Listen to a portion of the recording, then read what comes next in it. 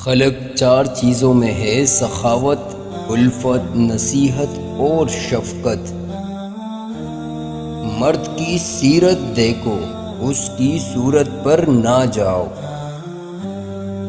جب وقت گزر جائے تو ہرگز واپس نہیں آتا، اس لیے وقت سے زیادہ قیمتی شے اور کوئی نہیں۔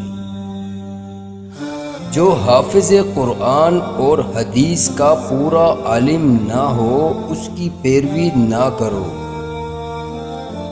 تصوف یہ ہے کہ اللہ کے ساتھ ہوتے ہوئے تجھے کسی اور چیز کے ساتھ کوئی تعلق نہ ہو۔ سلامتی تنہائی میں ہے، اور ایسی تنہائی کہ اللہ کے سوا کسی کا خیال دل میں نہ آئے۔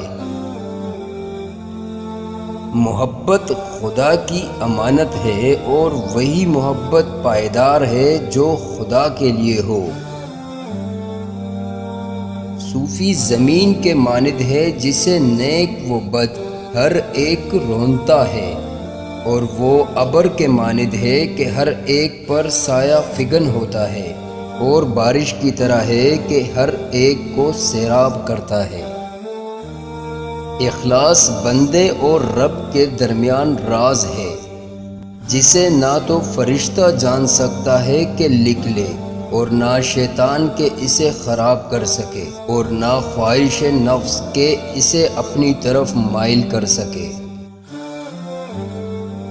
محبت کی کوئی منزل نہیں، اس کی ابتدا اور انتہا ایک ہے۔